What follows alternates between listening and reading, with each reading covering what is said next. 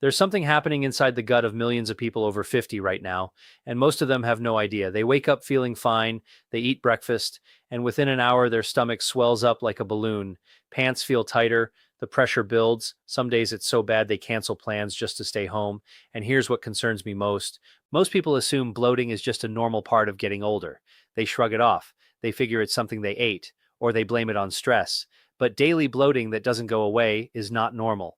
It's actually your body trying to send you a warning. And if you keep ignoring that warning, what starts as discomfort may quietly turn into something much harder to fix. Today, I'm going to walk you through exactly what's happening inside your gut when you feel bloated every single day. I'll explain the real reasons most doctors never have time to discuss. I'll show you the common foods, habits, and even medications that may be silently damaging your digestive system. And later in this video, I'll share a simple change that many of my viewers have told me made the biggest difference of all. It's something most people overlook completely, so stay with me, because what you learn in the next few minutes could change the way you think about your digestion for the rest of your life. Let me start with something that surprises most people. Your stomach is supposed to be acidic, very acidic. I'm talking about a pH level somewhere around 1 or 2. That's strong enough to dissolve a small nail, and there's a good reason for that. Your stomach acid is the first line of defense. It breaks down the food you eat. It kills harmful bacteria before they can travel deeper into your system. And it helps your body absorb essential nutrients like calcium, magnesium, iron, and vitamin B12. Now here's the problem. As you get older, your stomach often starts producing less acid. This is a well-documented condition called hypochlorhydria. Research suggests that somewhere between 10 and 30% of adults over 60 may have significantly reduced stomach acid production. And for many of them, it happens so gradually they never even notice. Think of it like this. Imagine your stomach is a washing machine. When it's working properly, it agitates everything, breaks it all down, and sends it along clean and ready. But when the machine slows down, clothes come out half-washed, stains stick around, things start to smell. That's essentially what happens inside your gut when acid levels drop. Food doesn't get broken down properly, nutrients don't get absorbed the way they should, and undigested particles start sitting around much longer than they're supposed to. That alone can cause bloating. But what happens next is even more concerning. When your stomach acid drops, it creates an environment where bacteria can thrive in places they shouldn't be. Normally, the acid in your stomach acts like a security gate. It keeps bacteria from moving from your large intestine up into your small intestine. But when that gate weakens, bacteria start migrating. They settle into the small intestine. And once they're there, they begin to ferment the food that passes through. This is a condition researchers call small intestinal bacterial overgrowth. You may have heard it referred to as SIBO. And what it does is simple. Those misplaced bacteria produce gas, lots of it, hydrogen, methane, and other byproducts that build up inside your small intestine. And suddenly you feel bloated, uncomfortable, and heavy, even after eating what seems like a perfectly reasonable meal. Here's what makes this so frustrating. Many people go to their doctor complaining of bloating and walk out with a diagnosis of irritable bowel syndrome. And while that may be accurate in some cases, research published in the American Journal of Gastroenterology has suggested that a meaningful percentage of people diagnosed with IBS may actually have underlying bacterial overgrowth that's never been tested for. When the bacteria are addressed, the symptoms often improve. Now you might be thinking, well, can't I just take something for the bloating and move on? And sure, there are temporary remedies, antacids, gas relief tablets, peppermint capsules. Some of them help in the moment. But here's what almost nobody explains. If you don't address what's causing the bacterial imbalance in the first place, the bloating keeps coming back over and over again because you're treating the smoke while the fire is still burning underneath. And this is where things start to connect in a way most people never expect. Let me tell you about someone I'll call Margaret. She's 72, retired school teacher. She came across one of my earlier videos and sent me a message. Margaret told me she had been dealing with bloating for almost 3 years, every single day. She had tried cutting out dairy. She tried eating smaller meals. She even stopped eating bread entirely. Nothing worked. Then she mentioned something important. She had been taking a certain type of heartburn medication for over 5 years. Her doctor had prescribed it originally for acid reflux, and she just kept refilling the prescription because it helped with the burning sensation. What Margaret didn't realize is that this type of medication, known as a proton pump inhibitor, works by dramatically reducing stomach acid production. That's exactly how it stops heartburn. But over time, it also removes the very protection your gut needs to keep bacteria in check. Now, let me be very clear. I am not telling anyone to stop taking their medication. That decision should always involve your doctor. But what I'm saying is that research has consistently shown that long-term use of proton pump inhibitors is associated with changes in gut bacteria composition and an increased risk of conditions like SIBO. A large review published in the journal Gut found a significantly higher risk of bacterial overgrowth among long-term PPI users compared to people who weren't taking them. And proton pump inhibitors aren't the only medications that may affect your gut. Frequent use of non-steroidal anti-inflammatory drugs, the kind many people take for arthritis or joint pain, has been shown to irritate and potentially damage the lining of the digestive tract. Repeated rounds of antibiotics can wipe out large portions of the beneficial bacteria living in your gut. And once those helpful bacteria are gone, harmful ones can move in and take over. So here's the picture forming. Low stomach acid, bacterial imbalance, medications that may accelerate the problem. These are the invisible forces behind daily bloating that most people never connect. But there's still one more piece of the puzzle I haven't told you about yet. And honestly, this might be the most important one. Let's talk about what's happening to the lining of your gut itself. Your intestinal lining is incredibly thin. We're talking about a barrier roughly 1 cell thick in many places. That thin wall is all that separates the contents of your digestive system from your bloodstream. When it's healthy, it works like a fine mesh screen. It lets nutrients through while keeping bacteria, toxins, and undigested food particles locked inside the gut where they belong. But when that lining gets damaged, gaps can form, the mesh starts to tear, and suddenly, substances that were never meant to enter your bloodstream start leaking through. Researchers call this increased intestinal permeability. You may have also heard it described as leaky gut.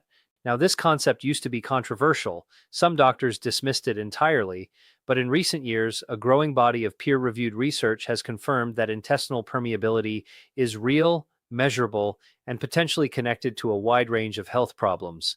A study published in the journal Frontiers in Immunology found that increased intestinal permeability tends to rise with age and is associated with higher levels of chronic low-grade inflammation. Think of it like a garden hose with tiny cracks in it. Water is supposed to flow through the hose and come out the end, but when there are cracks, water leaks out along the way. Except in this case, it's not water. It's fragments of bacteria, toxins, and undigested food particles entering your bloodstream. And when your immune system detects those foreign substances floating around where they don't belong, it responds with inflammation, day after day, week after week, month after month. And this is where things get serious in a way that most people never connect to their bloated stomach. That chronic low-grade inflammation doesn't stay in one place. It circulates. Over time, research suggests it may contribute to joint pain and stiffness, persistent fatigue, difficulty concentrating, skin problems, and even changes in mood. A growing body of research has also explored connections between gut inflammation and conditions like type 2 diabetes, cardiovascular disease, and cognitive decline. Now, the science is still developing in some of these areas, and I don't want to overstate what we know, but the pattern is becoming harder to ignore. What feels like a simple stomach issue may actually be part of a much larger chain reaction happening throughout your entire body. Let me put that another way. Your gut isn't just where food gets digested. It's one of the most important command centers in your body. Roughly 70% of your immune system lives in and around your digestive tract. So when your gut is struggling, your immune system is struggling too, and that affects everything downstream. Now here's where I want to shift from the problem to the solution. Because once you understand what's really going on, you can actually start making changes that address the root cause instead of just masking the symptoms. The first thing I want you to think about is what you're feeding the bacteria in your gut, because everything you eat either helps or harms the ecosystem living inside you. Let's start with something many people eat every single day without thinking twice. Processed foods. I'm talking about packaged snacks, frozen meals, fast food, deli meats, and many of the convenient options that fill grocery store shelves. Many of these products contain ingredients called emulsifiers. You'll see them on labels as things like polysorbate 80 or carboxymethyl cellulose. Research published in the journal Nature found that these common food additives may damage the protective mucus layer that lines your intestines. In animal studies, emulsifiers were associated with increased gut inflammation and changes to the microbiome composition. Now, I'm not saying you need to eliminate every processed food overnight. That's unrealistic for most people. But becoming aware of how often these ingredients show up in your diet is an important first step. And here's another one that catches people off guard. Artificial sweeteners. Many people over 50 switch to diet sodas or sugar-free products thinking they're making a healthier choice. And I understand the logic. But research from the Weizmann Institute of Science found that certain artificial sweeteners, including saccharin and sucralose, may alter the composition of gut bacteria in ways that could affect blood sugar regulation. The research is still evolving, but it raises important questions about whether these substitutes are truly as harmless as they seem. Let me tell you about Harold. He's 68, a retired postal worker who loves his routine. Every morning, 2 cups of coffee with artificial sweetener. Every afternoon, a diet soda with lunch. Every evening, sugar-free pudding for dessert. Harold wasn't eating poorly by most standards, but when he started paying attention to how much artificial sweetener he was consuming each day, he was shocked. He gradually switched to small amounts of real honey in his coffee and plain water with lemon in the afternoon. Within about 3 weeks, he noticed his bloating had reduced noticeably, not disappeared entirely, but significantly better. Now his experience is just one person's story. And I always want to be honest with you, not everyone will respond the same way, but it illustrates something important. Sometimes the things we assume are healthy are quietly working against our gut. So what should you eat instead? This is where the science gets genuinely encouraging. One of the most promising areas of gut health research involves fermented foods, things like plain yogurt with live cultures, sauerkraut, kimchi, kefir, and miso. A study from Stanford University School of Medicine found that a diet rich in fermented foods was associated with increased microbiome diversity and reduced markers of inflammation. And microbiome diversity is one of the key indicators of a healthy gut. The more varied your beneficial bacteria, the better your digestive system tends to function. Now, here's where many people make a well-intentioned mistake. They hear that fiber is important for gut health, which is absolutely true. So they suddenly start loading up on beans, whole grains, raw vegetables, and high-fiber cereals. And within a day or two, they feel even more bloated than before. Then they give up and assume fiber doesn't work for them. But the issue isn't the fiber itself. It's the speed of the change. Your gut bacteria need time to adjust. If you've been eating a low-fiber diet for years, jumping to a high-fiber diet overnight is like asking someone who hasn't exercised in a decade to run a marathon tomorrow. The key is to increase fiber gradually. Start small. Add a serving of cooked vegetables or a small portion of oats. Give your system a week to adapt before adding more. Research consistently shows that adequate fiber intake supports healthy gut bacteria, improves bowel regularity, and may help strengthen the intestinal barrier over time. There's one more thing I want to mention that most people don't connect to gut health at all, and that's movement. Your digestive system relies on something called peristalsis. Those are the wave-like muscle contractions that push food through your intestines. When you sit for long periods without moving, those contractions slow down. Food stays in one place longer than it should, gas builds up, and bloating gets worse. You don't need intense exercise. Even a gentle 15 to 20-minute walk after meals has been shown in research to improve gastric emptying and reduce bloating. One study published in the World Journal of Gastroenterology found that moderate physical activity was associated with reduced symptoms of bloating and improved gut transit time. So something as simple as walking around your neighborhood after dinner may help more than you'd expect. Let me tell you about Diane. She's 75. Lives alone. She told me she used to love going to her book club every Tuesday afternoon, but for the last year she kept canceling because the bloating made her so uncomfortable. She didn't want to sit in someone's living room for 2 hours. She felt embarrassed. She felt like she was losing part of her social life over something she couldn't control. What changed for Diane wasn't one dramatic thing. It was a combination of small adjustments. She started taking a short walk every morning. She switched from a sugary granola bar at breakfast to a bowl of oats with a few walnuts. She added a small spoonful of plain yogurt to her lunch.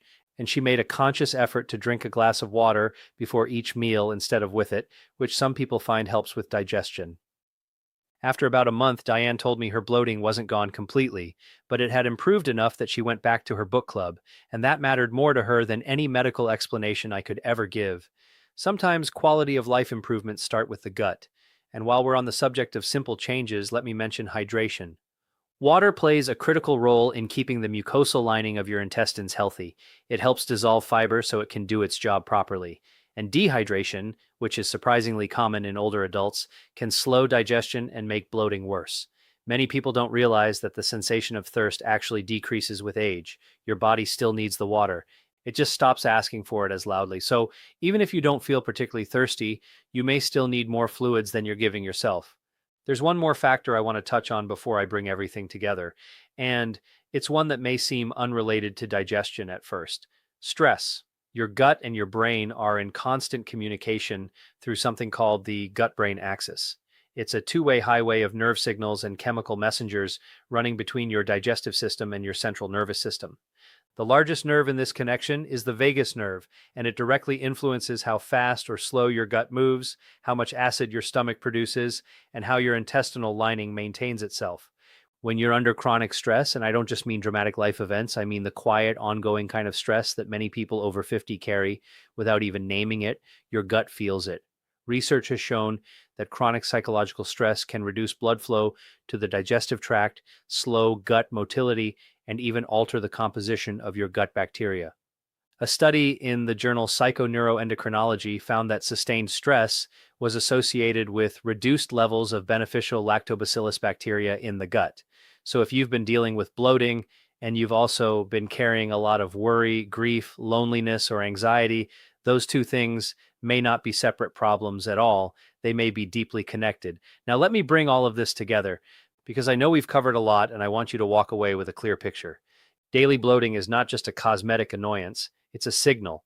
Your body is telling you that something in your digestive system needs attention.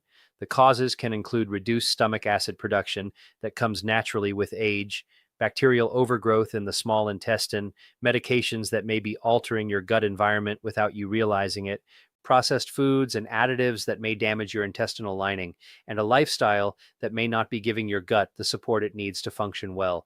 The encouraging part is that many of these factors are within your control, not all of them, but enough to potentially make a real difference. And if I were sitting across from you right now, here's what I'd suggest as a starting point. First, take an honest look at how many processed foods and artificial sweeteners are in your daily routine. You don't need to change everything at once. Just start noticing. Second, consider gradually adding one fermented food to your diet. Something simple like a small serving of plain yogurt or a forkful of sauerkraut with a meal. Third, increase your fiber slowly, very slowly. Give your gut time to adjust. Fourth, try adding a gentle walk after your biggest meal of the day. Even 10 minutes helps. And fifth, pay attention to your water intake. A good starting goal for most people is 6 to 8 glasses a day, though your individual needs may vary.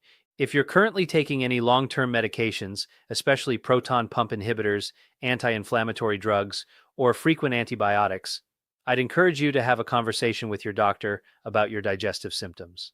Not to stop any medication on your own, but to have an open discussion about whether adjustments might be worth exploring. And I want to leave you with something important. Healing your gut is not an overnight process. It takes time, weeks, sometimes months, but the body has a remarkable ability to repair itself when you give it the right conditions. I've heard from so many viewers who made small, steady changes and noticed significant improvement over time. Not miracles, not overnight transformations, but genuine, meaningful progress. So if you've been struggling with bloating every day and wondering whether it's just something you have to live with, I want you to know that it's not. There are real, evidence-based steps you can take. And the fact that you've watched this far tells me you're exactly the kind of person who's ready to take them.